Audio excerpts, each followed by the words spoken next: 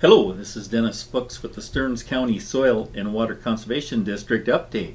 Today I'd like to talk about using small grain stubble fields to boost forage supply. Now is the prime time to be seeding small grain stubble fields with cover crop to be grazed this fall, winter, or next spring. One of the many benefits of incorporating small grains into the crop rotation is the ability to get forage cover crop established by the end of August, which is a great way for the beef and dairy producers to add value to their crop fields by extending the grazing window or adding the forage supply. The amount of forage produced by cover crops will vary widely depending on the establishment success, precipitation, and growing degree day accumulation from seeding to harvest. There are a number of cover crops well suited for livestock grazing or mechanical forage harvesting. Some crops work better than others depending on your specific objectives and field scenarios. Before selecting cover crop species, determine what you want from the crop. Do you want to graze or harvest the forage this fall, next spring, or both? What is more important, forage yield or forage quality? Are you planning to graze the cover crop or chop it as haylage?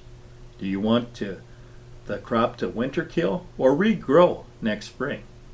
How much are you willing to spend on the seed? Are there grazing restrictions for herbicides applied earlier this year? These are all questions that need to be addressed when selecting species or a mix of species, and there are several great resources available online, such as the University of Minnesota Cover Crop Fact Sheet, Midwest Cover Crops Council Decision Tool, and also Iowa State, yeah, I did say Iowa State, Herbicides and Cover Crop Restrictions. For fall forage, oats and brassica species alone or in combination are likely to provide some of the best options for fall grazing in Minnesota. University of Wisconsin, yeah, the Badgers, University of Wisconsin research has found that all fall grazed oats can produce from 1 to 4 tons of dry matter per acre when seeded by mid-August and grazed by mid-November. When brassica species are seeded and grazed on a similar timeline, they have potential to produce 1 to 2.5 tons total dry matter per acre. According to research conducted in Minnesota and Michigan, berseem clover, crimson clover are forage legumes that can produce 1 to 2 tons of dry matter per acre and can be seeded alone or in combination with a cereal crop to improve forage quality. A benefit seeding summer annual crops for fall forage is that these species generate winter kill in Minnesota and require less management the following spring. If you plan to bale the cover crop for baleage or dry hay, you may want to exclude brassica species from the mixture as they are not very suitable for baling. Spring forage, we can be looking at cereal crops best suited for grazing next spring. That includes cereal rye, triticale, winter wheat. Winter cereal crops have the potential to produce 1 to 4 tons dry matter per acre by mid-May and can be grazed by mechanically harvested for forage.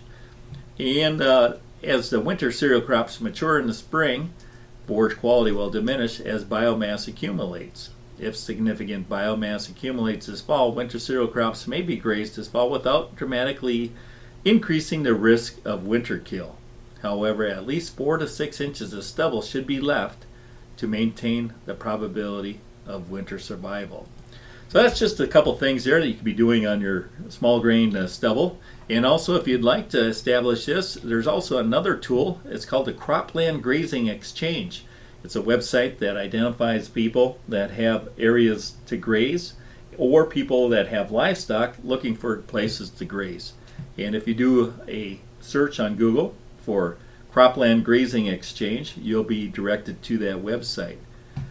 And that concludes my update for this weekend. And I would like to wish the best, and hopefully Lake Henry and El Rosa are still in the hunt at the Minnesota State Baseball Tournament. And have a beer and cheer them on. We want to see those Lakers go all the way this year. Thank you very much. This has been Dennis Fuchs with the Stearns County Soil and Water Conservation District Update.